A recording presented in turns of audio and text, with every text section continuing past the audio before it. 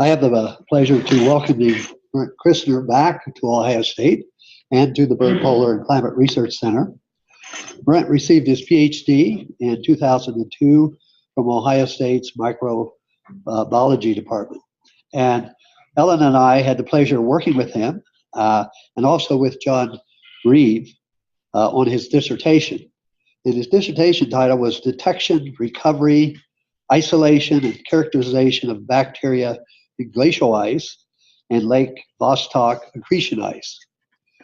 Brent left OSU for his postdoctoral research in Montana State University under the direction of John Priscu, who's one of the world's leaders in polar microbial research. From Montana, he moved to Louisiana State University as an assistant professor and later promoted to an associate professor in the Department of Biological Sciences. In 2016, Brent moved to the University of Florida, where he assumed his current position as an associate professor in the Department of Microbiology and Cell Science. Currently, Brent is involved in a number of projects. One is an NSF-funded project to better understand the microorganisms that are transported in Asian and African dust and their effects on atmospheric processes and their influence on the environments in which they are deposited. For example, he is focused on pathogens that affect both human and plants. Brent's research has appeared in multiple prestigious journals, including Science, Nature, and the Proceedings of the National Academy of Sciences. Brent recently returned to Antarctica fieldwork on an NSF SALSA project, and we are excited to hear about his most recent research, and the title of his talk is Subglacial Lake Ecosystems Beneath Lower Mercer and Whillans Ice Streams in West Antarctica. So Brent, welcome.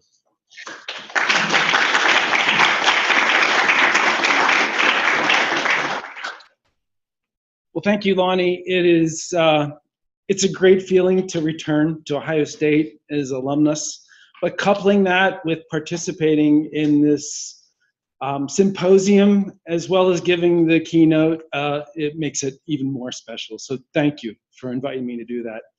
I have been fortunate enough to, over the past decade, to be in two projects which have given us the first glimpse of the nature of ecosystems and life forms that exist underneath the Antarctic ice sheets.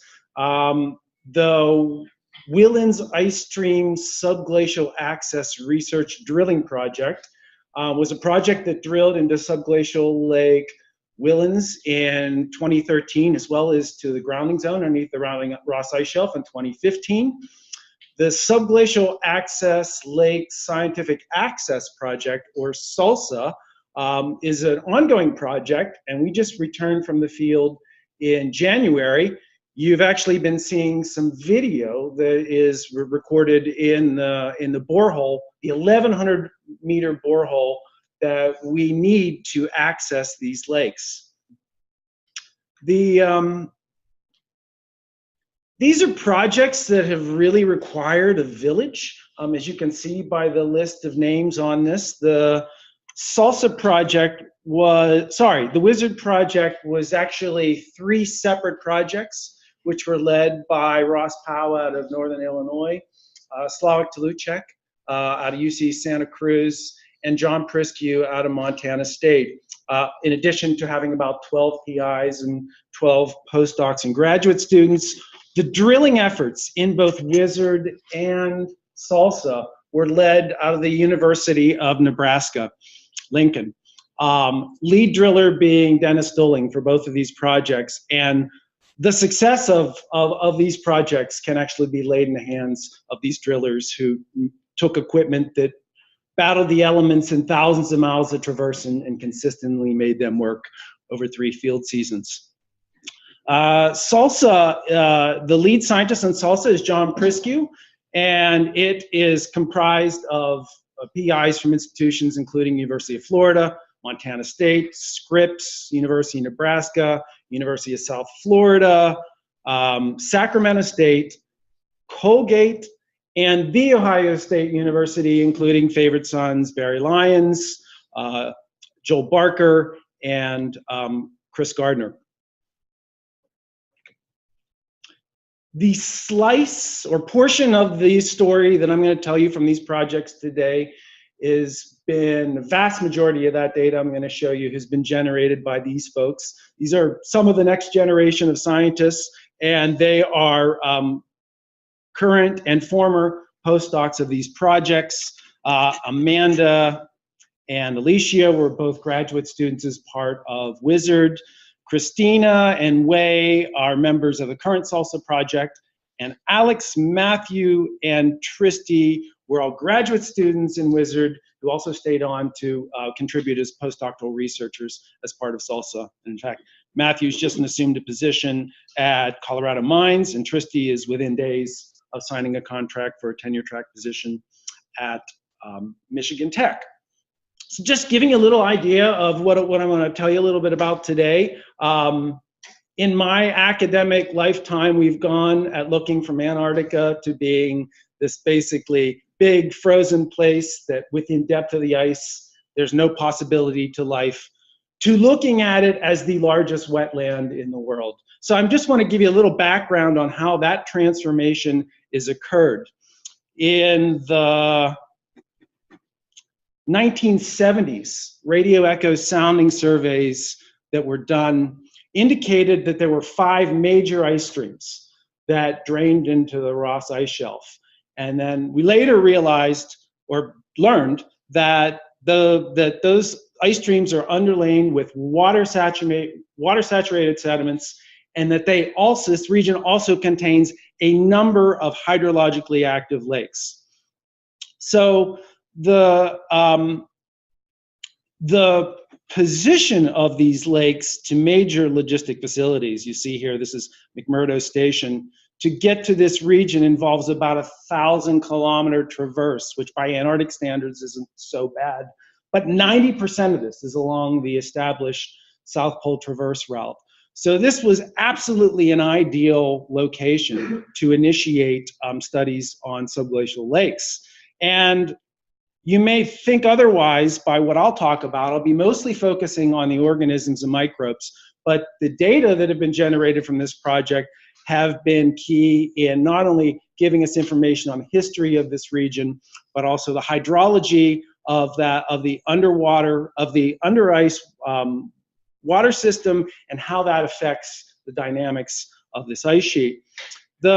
Even though we are accessing lakes in the easiest place that one can do so in Antarctica, there are still significant challenges, and I'll just tell you a little bit about some of the challenges that exist and how we have overcome them. And then finally, I want to tie into the topic of this symposium, the climate element.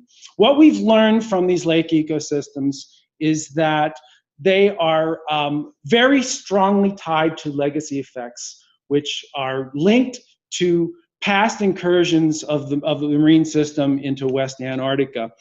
And I'll also tell you how studying the properties of this lake in particular, the information that's in the deep sediments, has provided information on the recent history of the West Antarctic ice sheet in this region, as well as tell you a little bit how actually contemporary biological processes in these under ice systems which we've ignored and not really thought to be that important instead of a curiosity, could actually have consequences that could influence climate.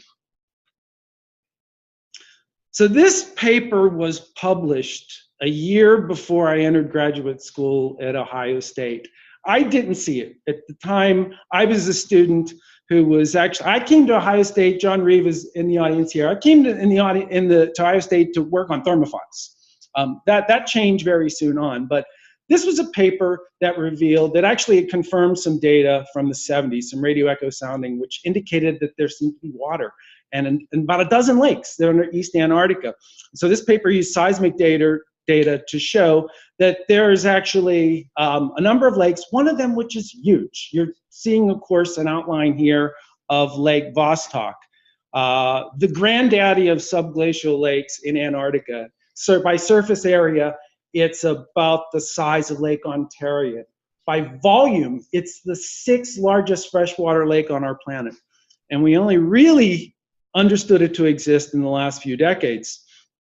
And this ignorance of what is actually going on underneath the Antarctic ice sheet from a biological perspective made everyone assume that this would be a region, this is not habitable by life.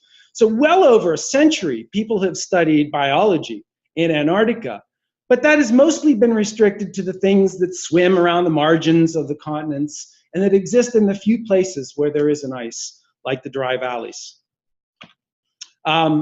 Just to give you I mean, basically in my lifetime is covered in sort of the large steps in our understanding of the distribution of water underneath the Antarctic ice sheet. And although it was not an effort aimed at trying to characterize life or water underneath the Antarctic ice sheet, in '68, when the Ice Core burst station drilled into the base and water entered the borehole, that was completely unexpected.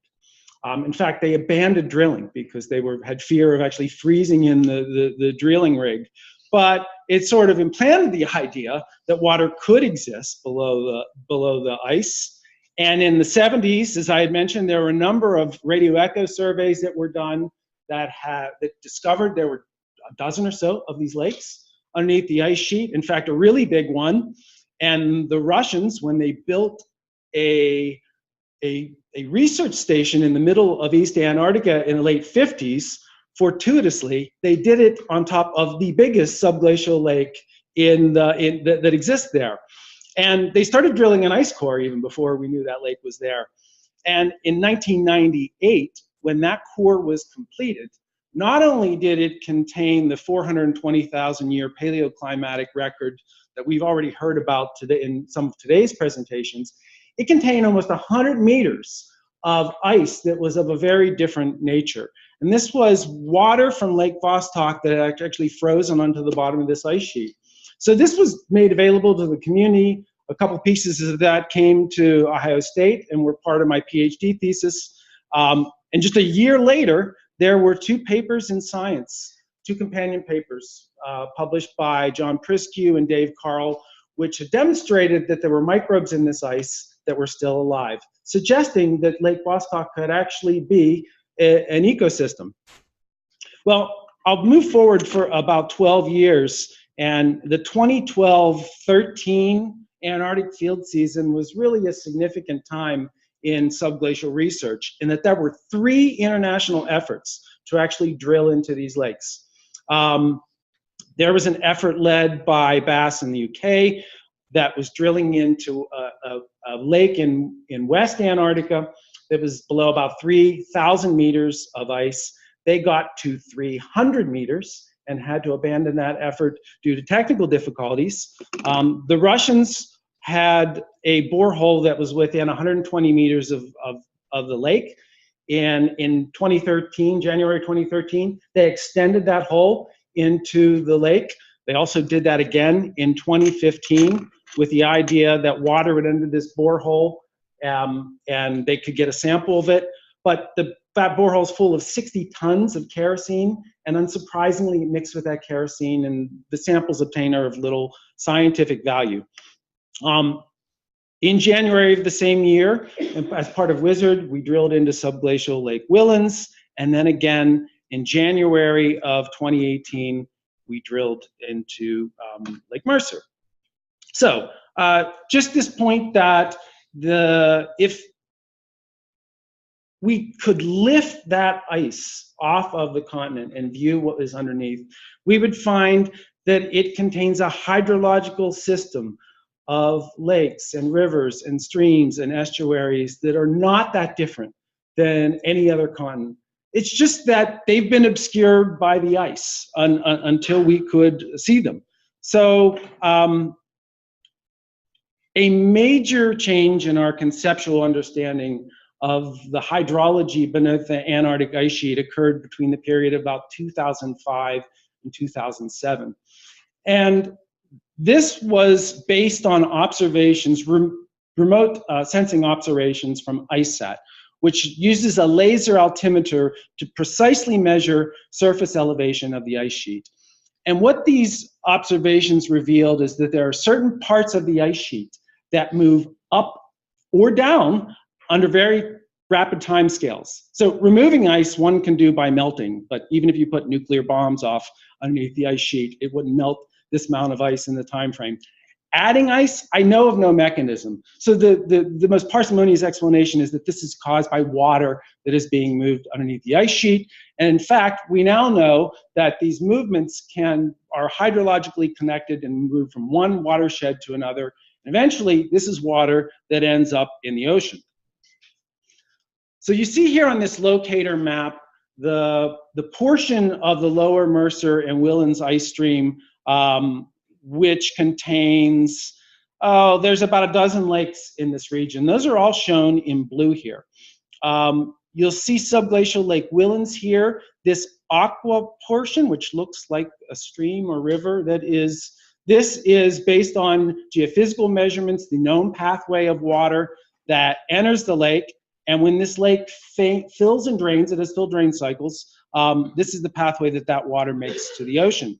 Subglacial Mercer, which its hydrology is a little more complex. It receives water not only from the Mercer ice stream, but also from a conduit that is fed from the Whillans ice stream. And you'll note there are actually two lakes. One is just shown out of view here. So floods in these lakes are often linked. And if you actually look over here, you'll see subglacial Lake Mercer. So this is the ice surface. In most of the time, these have been, like I said, these are identified via ICESat, but conventionally now, this is a region that is all completely instrumented with GPS. So this is mostly GPS data. These places where the ice sheet rises, indicating the lake filling, and at opposed, these places where it goes down represents a flooding event. When we drilled into subglacial Lake Whillans, it was in 2013. You'll see that it actually had a flood and fill and flood and fill cycle. This periodicity wasn't maintained. When we drilled in 2013, the lake was at a low stand. And then the year or two after, it actually went through a fill drain cycle. With the surface elevation plot that you're seeing over here, this is the most recent data that we have from subglacial Lake Mercer, where you will note that, so it was at a low stand in like 2014 or so, and it filled. We've got a gap in data here, but it was filling. And then this little portion here that you see, this represents the fall of 2018. So when we're prepping to go in the field, we're getting data that's telling us that the lake is actually going to be draining when we're sampling it. So you can actually imagine trying to plan to be there when this is happening. So we were excited about this.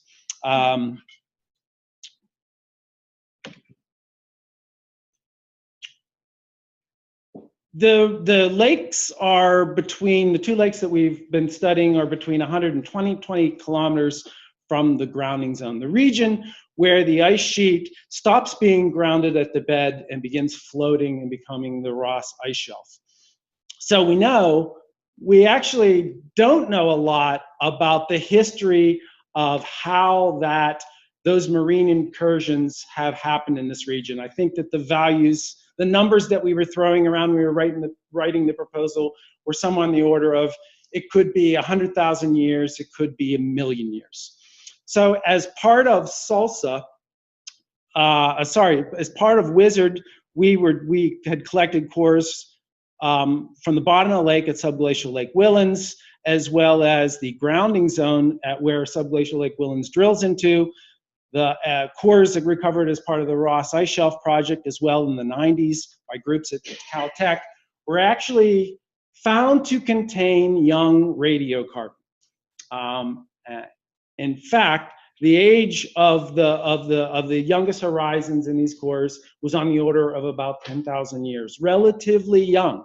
And so this observation, coupled with data that was collected from data, I believe this is based on ice shelf grounding in the Weddell Sea sector, were used to constrain a modeling effort to try to figure out what the West Antarctic ice sheet has done since the last glacial maximum. So if you note here, this purple line, I want to get this right, that purple and black look really.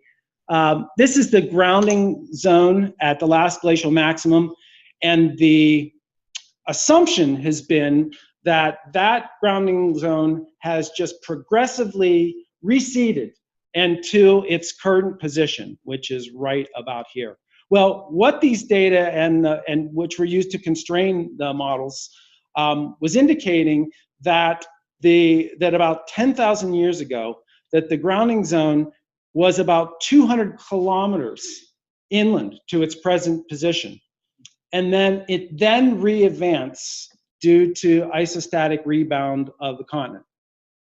So, if this emerging picture is correct, it could mean that if you went to the lakes that I'm going to tell you a little bit more about in a moment, if you went to them 10,000 years ago, they might have looked like this. And these are some videos that were captured from a borehole we put in the grounding zone in 2015. And in addition to the microbes that are in this portion of the ocean that exists underneath the Ross Ice Shelf, we also documented a number of fish and amphipods and crustaceans that were abundant there. I'll just remind you that this is a part of the ocean that is about 1,000 kilometers from open waters. So, of course, it isn't surprising to find fish in the ocean, but the question that that has emerged and that we are still working on is, like, what are these organisms eating? And we think part of that story could be contributions from what is coming out of these subglacial lakes. So, just want to talk a little bit about the challenges. This is what it looks like when you go car camping with 1 million pounds. My guess is this is a little heavier than what you're going to take to Westburn, Lonnie. But we are accessing these lakes using a hot water drill. Our drill is 1 megawatt. So those of you familiar with Ice Cube hot water drill, this is about 25% of the Ice Cube drill. And so those water heaters are housed in 40-foot containers that we traverse out to the site using big case and Caterpillar tractors.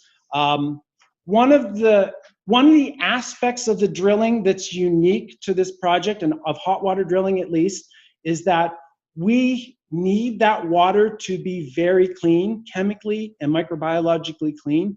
And so apart from that, it's like any other hot water drill. But this actually took us about 4 years to figure out how we do that. And I'll tell you a little bit about how we treat that water. And we actually have an entire 40-foot container where that treatment is done. This is the main real container that contains 1 kilometer of hot water hose, as well as the drive that feeds that into the borehole. We have some pretty heavy-duty equipment, so we've got a crane and launch and recovery system that's all mounted on a sledded deck. And we have 2 labs. We have a sediment lab. These are beautiful labs in 40-foot containers that are traversed out to the site. This means that experiments or measurements that are relatively volatile and can't wait till we get them back to our home institutions or even McMurdo, we're bringing up samples, and within minutes we have them in the lab and we're processing them. So the principle of hot water drilling is basically that you're creating a pool of water, whether that be in a storage tank by melting snow, or using water that's at melt in a borehole that you're storing underneath the surface, and you're circulating that, bringing in cold water and heating it. Again, our only innovation here is that instead of pumping it straight back down after heating it, we're doing a couple things because we want to remove microbes. One of the things that we have, and these are protocols that go under stringent international review, is that the legacy that we don't want to leave in the first explorations of these lakes is that we've altered them in some way that affects them. So we also have very selfish reasons for doing this cleanly. That being, if we blow into these lakes and just inundate them with surface organisms and then collect them in our samples, it compromises our science. So we are using very sort of standard technologies that the food industry would use to mitigate these kinds of issues. We have, these are huge filtration units that remove particles, 99.9% of the particles. And we can do this, are removed in this filtering process, and we can do this in very high capacity. These can run 0.2 micron filtered water on the order of about 100 gallons per minute. And you can't see them here, but we have high intensity UV lamps. They're the kinds of things that a water treatment plant would have to treat effluent and knock down microbes. And so actually the third thing that we do is we have to heat up the water to put it into the drill. And that water goes up to 90 degrees Celsius for at least 5 minutes. That kills a lot of things. And organisms that live in the cold are exceptionally susceptible to heat treatment. And so we've tested this before even deploying it in the field. And these treatments, when you stack them together, knock down the microbes at like an order of about 7 log. In addition to the water, which represents, we're cleaning, on the order of 200 to 250 cubic meters of water in these boreholes, we have a number of instruments that have to go down to the borehole. And they have all kinds of nooks and crannies and are not necessarily sterile. So our solution to that is actually a simple one. We spray saturate them with 3% hydrogen peroxide, the same percent hydrogen peroxide you'd find in stores. And the big advantage of that is that decomposes into water and oxygen. We leave no chemical trace behind. And we also have a kilometer of hose for drilling and a kilometer of wire that is on a winch that deploys all the instruments, and they are going up and down the borehole continuously. And we are reducing microbes that are on those surfaces using a custom-built ultraviolet light collar. This thing is really intense. Like lowering through this at 1 meter per second basically reduces microbes, really tough microbes, on the order of 4 or 5 log. Other than the half meter, 100 meter water-free borehole that's on site, that UV lamp is probably the other scariest thing that exists in camp. The other approach of drilling itself that mitigates exchange with the subglacial environment is simply the way that we drill in. So this little schematic is showing our entry strategy into subglacial Lake Whillans. We use the same strategy going into Lake Mercer. Only difference there is we're going through 1,100 meters of ice, so we have 300 meters more ice to go to. So our strategy here was at 700 meters to stop, pull the drill out, and then actually measure the depth of the borehole. I'll just mention that we basically have 1 kilometer of garden hose. There are no sensors on the end of it. The only way that we know how deep that we are in is basically pay out on the hose, which in this case here, the hose had never been paid out before. So it stretches and it gets hot. How much does it stretch then? We don't know. This is one of the ways we mitigated just not blowing into the lake without knowing it. So at 700 meters, we pull this. We actually, before we initiated drilling again, we put a Niskin bottle down here, which is just a device that we use to collect water with depth. And that gave us a sample of that very bottom borehole before we were able to drill in the lake. And there's one other important thing that we did before we carried out, and that's actually removing water from the borehole. And the reason for this is the hydrologic imbalance we want to make is in this direction. We want water from the lake to enter the borehole, not the opposite. And what you're seeing here is a readout from the pressure sensor that was in the keyhole return pump, which indicated that when the lake was entered, the water raised up in this borehole about 30 meters. This is how we knew that we were in the lake. So,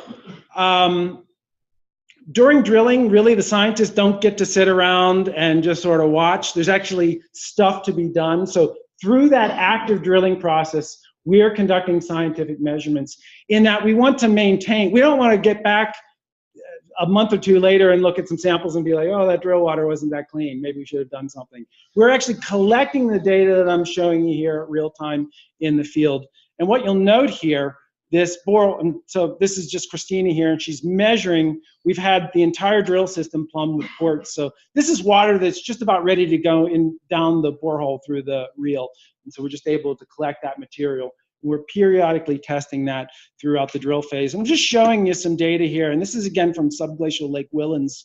In terms of conductivity, I mean, the borehole itself is essentially distilled water. We see water with substantially more solute in it in the lake, and also terms different in terms of pH. So clearly, we've got two separate water bodies here that we're sampling. This is also really important, and this is the thing that we're really wanting to demonstrate. The borehole itself, we're talking about hundreds of cells per mil, and this gives you an idea of what we're doing through the cleaning process, right? We're melting snow initially to get this borehole water going. This is the number of cells that we can measure in that. This is what that output looks from the drill. That's what's knocked down for this process that I mentioned. And then this is actual borehole cast from 700 meters before we have entered the lake. And then here you can see the numbers of cells that are in the lake water. So they're about 200 times higher in the lake water than they are in the borehole, and about 100 times more of the inferred biomass that's there. So based on this, it gives us pretty good confidence that when we're collecting a sample from the lake, it's coming from the lake and not something that we've introduced. And I'll just show you some additional data to convince you. This is not the kind of data that we actually have on hand in the field. But what you're seeing here are results from analyses that we do to compare the composition of communities that are in a given sample. And these are data from 3 different drilling operations that we did during the Wizard campaign. And they're plotted here. So every point that you see on this graph represents the structure of a community in one of our samples. So when we view the data using this ordination method, 2 points which are really close together represent communities that are very similar. And what you can see is that at the 3 different places that we drilled, these are all data from subglacial Whillans, both the water and its sediments. These are data that we collected from the grounding zone. So these are marine waters. And then these are from a 3rd site that we tested up. When we were testing the drill, we set up on the McMurdo ice shelf just outside of McMurdo. And as you can see, the drilling waters that were sampled from all 3 of those sites are very highly similar to each other, and statistically different than those that we've measured in the subglacial water bodies. They're probably all similar to each other because where these organisms are coming, of course, there's a possibility this is a system that's all put together by humans, right? And there could be contaminants from a variety of sources, and certainly there are some human contaminants which are associated with this process. What we're finding, though, is the vast majority of things that are in the drilling water are, guess what, coming out of the ice. Those are organisms that live in the ice itself, or, well, exist there itself. So from these kind of measurements, we can be very confident in the data that we collect from the lakes themselves. So just some summary data about some basic limnological properties of the 2 lakes. And we certainly know a lot more about Whillans. Mercer, as I said, we just finished in January. Some of those samples have come back in the last few weeks. Within the next month, we'll have them all. But we do have some data that I'd like to share with you. So just SLM and SLW are shown here. The Mercer is about twice the size and perhaps about 10 times the volume, although we don't really know what the volume of the lake is. We know the depth of the lake in one place, 15 meters, and that's probably its maximum depth. Because of the difference in ice thickness, the temperature of the lakes are a little different, a little colder. These are, as far as I remember, right at the pressure melting point that would be expected at these depths. Lake Whillans was really at a low stand when we sampled it, about 2 meters in depth, more like a puddle, whereas Mercer had about 15 meters of depth. And we know that the surface of this lake goes up and down 14 meters. So presumably when it's at a lower stand, we're talking about maybe a scenario that's more like Whillans and Mercer. The waters are slightly alkaline, similar numbers of cells observed, although about 5-fold fewer in Mercer, and some lower viable biomass for reasons that aren't exactly clear at the moment. Oxygen, I should probably say that the reason that there is oxygen in the lakes is because the water is coming from basal melt of ice. And that ice by volume is about 10% gas. And of course, 20% of that gas is oxygen. So these lakes at the time of sampling were both aerobic. We do know from, in the case of Whillans, it's 72 micromolar. I want to believe that that's about 15% of air saturation. We actually have done some calculations based on oxygen consumption. If we were to come back in 4 years and there had not been further input in this lake would have likely gone anoxic. And so there's important implications that'll become obvious a little bit later. Why the difference in oxygen? We don't know the answer to that yet. That may have to do with the fact that there may be higher melt rates in the Mercer region. It also might have to do something with this last parameter that's shown on here, dissolved organic carbon. This is food for many of the microbes, and so we had surprisingly high concentrations. These 220 micromolar, that's like 5 times what you'd find in the open ocean. That was higher than we had guessed it might be. But of course, higher amounts of food means that the organisms could metabolize more and consume oxygen. So that may be the difference, the reason that we see differences in here. Just before moving on, I just want to show you, this is a picture of water from Lake Mercer. It's got kind of a brown color. Very similar kinds of observation from the water that was retrieved from subglacial Lake Whillans. Those are not tannins, which are imparting color to that. There's very small little submicron particles in there. So we can actually remove that color when we filter it.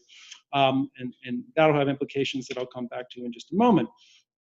So in addition to the water, we are interested in not only the microbiology of the sediments, but the history that they can tell us about this lake and this region.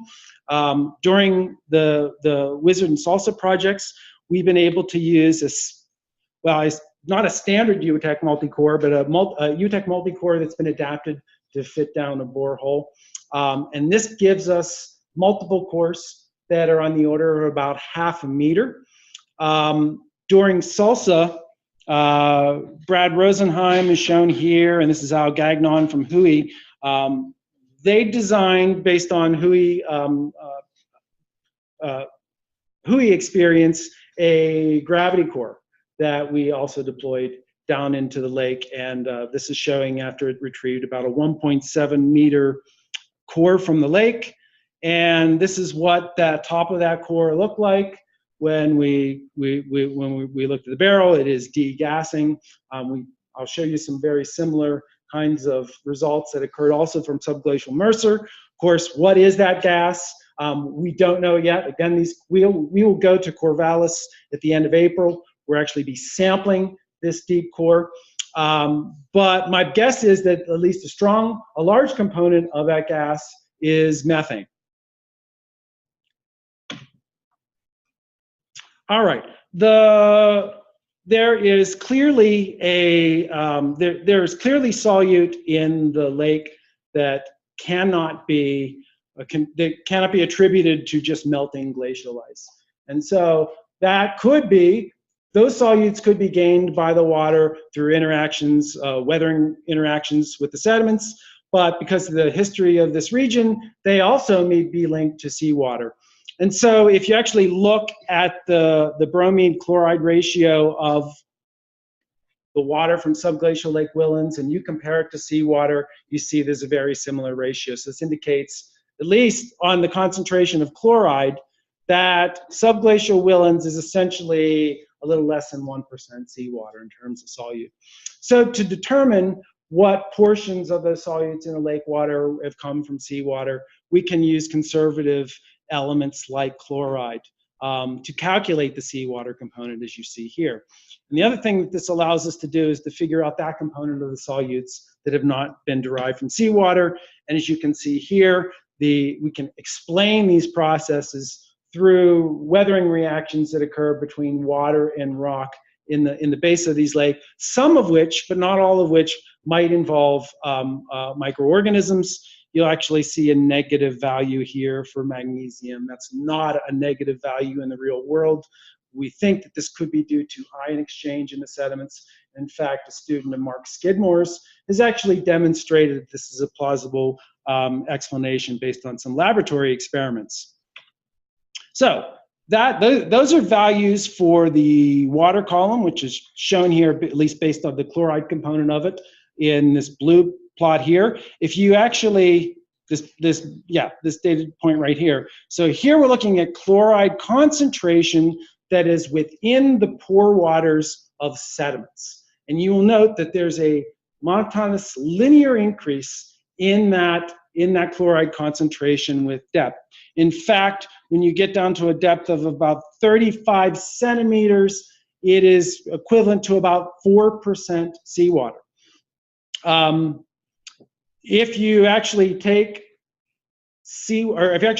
glacial ice melt, which is minus 38 per mil, and you mix it with seawater at these same ratios, you get a value of minus 36.5, and that is exactly the value that we get when we look at the isotopic composition, the delta 18O, in the pore waters. So we have not yet been able to get the ion data from the pore water in the cores from subglacial Lake Mercer, but we have done conductivity profiles, and they look remarkably similar to those that we've seen at subglacial Lake Whillans.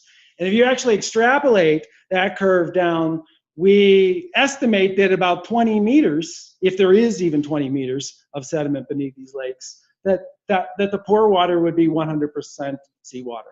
So if there are actually microbes in those sediments, they don't even know that there's a freshwater lake above them. They think there's still seawater there.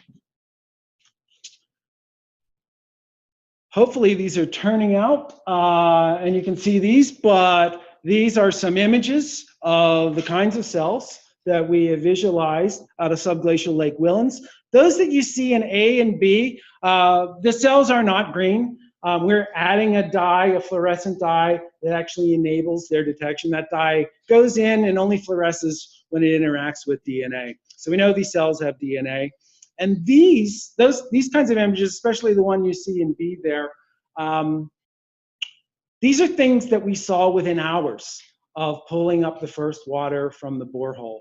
And these images, they are not that informative in that you see either circles or things that look long like filaments, or maybe things that look like footballs. We don't know what they are by just looking at them. But the reason that we were so excited had to do with the concentration of them. We were actually preparing for a scenario where the lake might contain a concentration of organisms that isn't that different than the ice melt. And when we saw so many organisms, the reason for that excitement is because they must be eating something. This is the number of organisms that you might see in the ocean, which are clearly eating something. So the images that you see in C, D, and E are just some scanning electron micrographs that show some additional features of morphology at higher resolutions. Yeah, microbes are not like other organisms that have complex body plans that we can look at them and say, oh, that's A or that's B. The best available method for identifying microbes is by obtaining the information, genetic information. And what you're seeing here results from data that are doing that. We're doing that independent of culturing. So essentially, we're taking nucleic acids that we extract directly from a sample, and in this case, we're using two different methods to assess the composition of those communities, either by using a gene which is present in all life forms, or by a process that is commonly called now metagenomics, which in plain terms is essentially indiscriminately sequencing as much genetic information in a sample as possible. So what you're seeing here, and actually before I talk about that, I want to point you down to this seemingly boring part of my slide. And I also apologize for this jargon OTUs. This refers to operational taxonomic units, and you do not have to remember that. But for the purpose of this talk, you should think of that number as meaning species. And it's actually a very conservative estimate of species. And when we do this, we look in the water column, the water column data imply that there's like almost 4,000 species of things in the water column. And in the superficial sediments, like 2,500. So not exactly a simple ecosystem. Actually, one of the hypotheses in our original proposal is that this is be a simple ecosystem to be able to figure out. No, it is not simple. So let's come back here. There are these names that you see here are very broad phylogenetic categories. In other words, like the difference between these two groups genetically is like the difference between plants and animals. So I'd like to focus your attention at least on a couple of the groups which are abundant and informative. And they're sort of highlighted in yellow here. You'll note here that in the water column, this bubble plot is indicating that these groups within the beta proteobacteria, extremely abundant in the water column. If you'll note that as we go with depth within the sediment, they sort of disappear and other groups become more dominant. So in addition to these beta proteobacteria, which I want to tell you about some specific groups in just a moment, we find that here's a group of gamma proteobacteria, also another important group I want to tell you a little bit more about. Note that they are not very abundant in the water column, but when you get into the surface of the sediments, they become increasingly abundant. So clearly these are organisms or groups of organisms that have preferences for where they live in the lake. If we take those, there's thousands of species. If we actually look at the 99%, so the things that make up the most of them, we can distill those thousands of things down to a few dozen. And that's what you're seeing here, just shown in a rank abundance plot. Not sure if you're able to read this, but you may see that there's also some names that are attached to each of these individual taxa. And these are actually names that are gained by a bioinformatic analysis. So in other words, we're looking at a sequence that we obtain, we're going into a database, we're asking what it looks like, and it is saying, it looks like this, right? And so this is an informative approach, not just for like obtaining a list of things that exist in the environment, but it can also provide information on their function, or more properly said, give us a hypothesis on what the function of these communities may be. So for example, if we take these individual sequences and we conduct a phylogenetic analysis, meaning that we're looking at the differences between these organisms based on some measure of evolutionary distance, and in this case, it's based on DNA sequence. We can compare these to other organisms, which we know what they do. So let me just give you an example of how this can be informative. When we measured properties of the water in subglacial Lake Whillans, we found that it had about 2.5 micromolar ammonium. That was about 2/3, actually about 3/4 of the inorganic nitrogen that was in the lake. And that got us interested because ammonium is a possible energy source for organisms that can oxidize it to nitrite and then eventually nitrate as a form of energy. Further, that nitrate, which is a end product of that process, we looked at the CAP17 nitrate values of that, and those smack of microbial activity. That nitrate is actually made by microbes. So what we actually find, and those are indicated by these little green stars, which hopefully you can see on the abundance plot, you'll see that organisms that are actually associated with those nitrogen transformation reactions are some of the most abundant things that we can either find in the water and in the sediments. And they're sort of indicated over here. This group of archaea, a group that is substantially different and phylogenetically different than bacteria, but yet still a prokaryotic microorganism, they seem to be the group that's responsible for the first step, oxidation of ammonium to nitrite, and these groups of bacteria are probably doing the second step of this reaction. There's a couple other groups I just want to point out on this tree before moving on that are relevant. You'll note that up to 12% of the sequences that we found in the sediment here are related to a group called sideroxanins. Here's a member that was 6% of the sediment community, Thiobacillus. This is another group of organisms that are kind of like these ammonium oxidizing. They're using an inorganic compound as their source of energy. In the case of these organisms, they're using reduced iron and sulfur compounds. And there's just one more group before moving on that I want to point out, and this is important. You may remember I showed that there is this group that gets more abundant in the surface of the sediments. You'll note that these taxa are highly related to a group within the genus called Methylobacter. These are organisms which are called methanotrophs. They use methane as an energy source. And so they can only actually do this when there's oxygen present. So it makes perfect sense that they would be right at that sediment interface. These groups that I'm talking about, which we might generally categorize as chemosynthetic, are really important for this kind of lake ecosystem.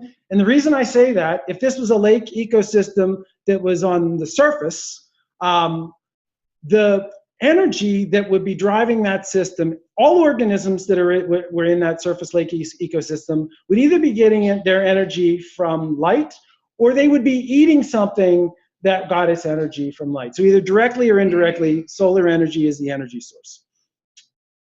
In below a kilometer of ice, that is obviously not an option. But that function of the ecosystem must be replaced. And these kinds of organisms, they're autotrophs, just like plants, except they're using chemical energy to drive these reactions. And so what you're seeing here are actually data where we're measuring the incorporation of CO2, essentially CO2 fixation.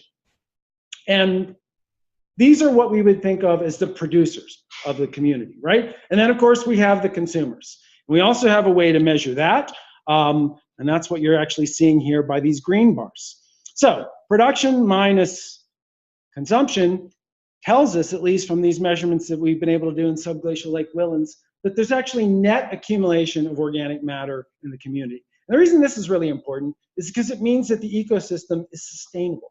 This means that there's enough new carbon that is entering the system through microbial processes that can actually sustain the ecosystem. What it does not tell us, though, is what the organisms are that are carrying out the CO2 fixation, nor does it tell us what energy sources they're doing to drive those processes. And for that answer, we actually lean on the metagenomic data, because what it allows us to do is to go through and find not only the genes which are responsible for this process of CO2 fixation, but because we can connect that with the phylogenetic affiliation, we can understand the organisms and the processes that are leading to that. So what you note here from this heat plot is that the genes which are involved in carbon fixation are mostly associated with the very small fractions of cells that are basically less than 1 micron in the water column, and that those that are in the very surface of the sediments. And this just shows a breakdown of the taxa affiliations that we can associate with these carbon fixation genes. So essentially in the water column, these organisms that are related to sideroxidins and Gallionella appear, at least based on the distribution of these carbon fixation genes, would be really important in these processes, including this is also a member of these ammonium oxidizers that I also mentioned. When you get into the sediments, those change a little bit. Like, for example, they seem to be shifted down to these thiobacillus organisms, which can either use reduced iron or sulfur compounds. So this actually gives us a number of candidates that we actually need to think about what could drive lithotrophic processes. Ammonium and iron and sulfur, and they're all mechanisms, which I'll get to in a moment, which we could explain how that these could enter and get into the lake.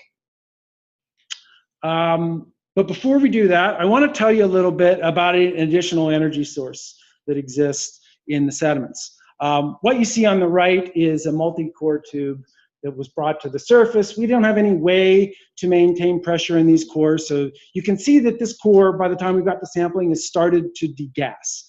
And what we found upon subsequent measurement of the dissolved gases in this core is that it contains relatively high concentrations of methane, between 250 to 300 micromolar with depth in the sediment. Notice that this concentration of methane decreases as we come to the water surface, And when we get into the water, 20 nanomolar is essentially the amount of methane that would equilibrate with the atmosphere. And so essentially 99.9% of the methane is going somewhere. It is being oxidized. And it is being oxidized. The likely candidates are these organisms which are only able to do it in the presence of oxygen. So these organisms live in the very surface of these sediments. You'll notice with depth in the core, their abundance decreases. And they are oxidizing that ammonium to, they're oxidizing that methane to CO2, and they're using that as their carbon and energy source. Now, where is that methane coming from?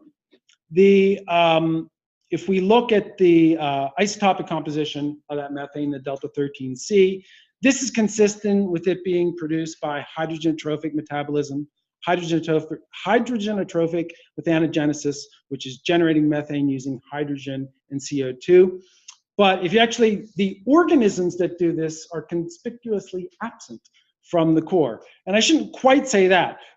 At the deepest depth that we sampled, we find that these methanogens are less than 0.1% of the community. So they're really kind of on the low end. So what this means is that the methane, if it's contemporarily produced, is either occurring much deeper in the sediment than we actually were able to gain access to at Whillans. This might mean, since we've got up to about a 2-meter core at Mercer, we'd be able to get in that zone where methane is being generated. It could also mean that the methane is actually not contemporary and is ancient, and is just being stored in the sediments. And we just don't know the answer to that. It's all going to be C14 dead, so unfortunately, we don't think that that is going to help the effort. And I'll talk a little bit more about this. This is kind of an interesting, these are the first measurements of methane below the Antarctic ice sheet. And before these data were available, there's a lot of speculation on what could be the fate of huge amounts of organic carbon that are predicted to exist under Antarctica. So for example, if ice sheets begin to retreat and methane is released to the atmosphere, could that actually accelerate future, well, at least in aerobic regions of Antarctica, these organisms, I'm not saying methanotrophs are saving the world, but they could attenuate that release of methane to the atmosphere. So from these data, we've been able to put together a conceptual model for how this ecosystem works. As I mentioned, there is a connection to recent marine incursions, which would have been expected to deposit organic matter in the sediments. So that organic matter, as it is degraded to compounds like ammonium and methane, now become available as substrates to microorganisms, which can use them to not only generate energy from themselves, but to generate dissolved organic compounds. When those organisms die, the carcasses themselves become food for consumers in the community. So these are both processes that are hard to invoke as the substrates that are fueling these processes. It's hard to think of another source for them other than decaying organic matter in the sediments, meaning that they're probably linked to that in itself. Now there are two other processes. I mentioned these organisms which we find abundant in the sediments, which have the capacity to grow lithotrophically on iron and sulfur. And the action of the glacier, it is moving over the bedrock, and that comminution is releasing those fine particles, which I showed you from a sample of the water column. So that's absolutely the ideal scenario for a microbe like a microbe in a solid rock can't access minerals that are inside it, but this process liberates those into aqueous solution where microbes can now get at them. And so we believe that this process is what is driving the availability of these compounds, which are being oxidized and used as a source of energy. When we get to when we actually start studying lakes that aren't so close to the margin, that are maybe deep within the interior, that don't have the opportunity to exchange with the ocean on the time frames that I've discussed for these systems, these may be the processes that are really important in those ecosystems. We won't know till we get there. In fact, the lakes that we're studying now, they may be the rainforests of the subglacial lake world. I want to end just telling you a little bit about something new, an observation from subglacial Lake Mercer that was not expected. I don't know how precisely I pointed this out, but at subglacial Lake Whillans, we found a community that was exclusively consisted of microorganisms, and microorganisms that are only bacteria and archaea, like not even diatoms that were contemporary. Of course, a diatom wouldn't be there. But when we started getting samples from Mercer, so what you put down a camera that's got a weight on it, and it comes up and it's got mud on it, right? These are kind of like Mars samples. So we're analyzing that. We haven't actually analyzed the cores that we've collected and intend to do sophisticated analyses on. So everything I'm going to show you on was collected on sediment recovered in sort of a non-optimal method. But nevertheless, when we started looking at these muds, we saw things that we hadn't found in subglacial Lake Whillans, like you're seeing here, fragments of crustaceans. Hopefully you can see this. These are actually macroscopically visible. You see that there's this structure and this repeated order on these. I don't know what that is, some fragment of a crustacean. This actually sort of got a little out of control. We saw one thing that we think, my arrow's on it now, that might be a tardigrade. We're not quite sure, but like people really like tardigrades for some reason. So why would these be, we'd actually, this was connected with the open ocean, and we'd actually might expect them to be here, right? But why didn't we see them at subglacial Lake Whillans? It's a very closely connected lake. This has led to some ideas that, well, maybe these things are not marine. Maybe they have originated from environments high in the trans-Antarctic mountains and been transported down here. We still have lots of work before we actually know the final answer here. I'll sort of leave you here on this topic with a quote from Dave Harwood, who's an expert in this area, and doesn't really think that these fine structures could actually survive that process of being transported below the glacier. So it's quite possible that these are organisms that are marine and have come from that very recent marine incursion that's happened in the Holocene. One of the things, if these were carcasses that were 1 million years old, and we were going to try to go in and identify what they are using DNA-based methods, that's a real long shot. DNA just doesn't stick around that long. Thousands of years is actually very doable. So one analysis that we'll do to complement this sort of this work is that we're actually going to try to sequence environmental DNA from these deep sediments so that we may be able to use biology to connect the history of this region to past climate scenarios and history of the marine inundation. So just to sum things up, in the last 20 years or so, we've gone to understanding what is mostly Antarctica and covered in ice, from being an area that is uninhabitable to an environment that we look at as being the biggest wetland on the planet. When the lakes were first discovered, they were sort of these curiosities. Lake Vostok, huge, but sort of this stagnant body that doesn't interact with anything else. Within the last decade, that has completely changed. About 1/3 of these lakes have actually been demonstrated to be hydrologically active.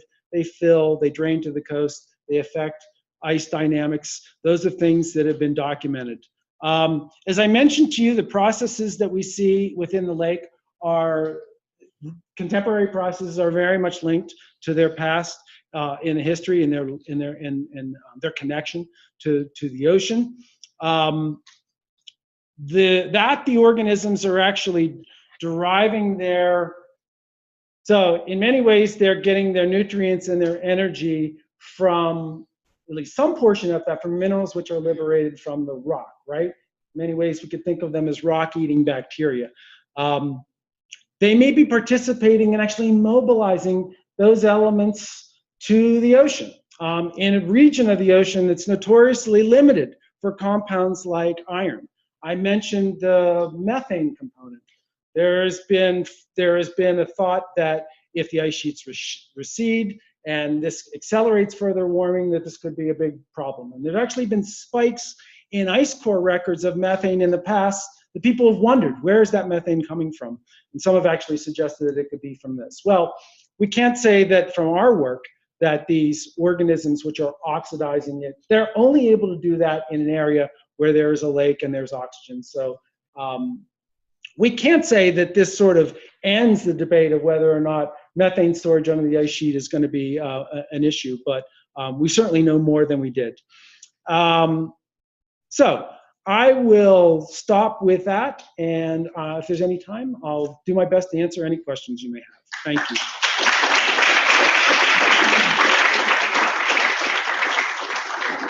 Questions for Brent?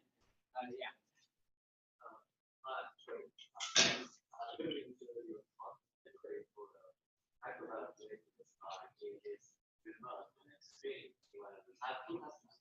First question is about microbial activity.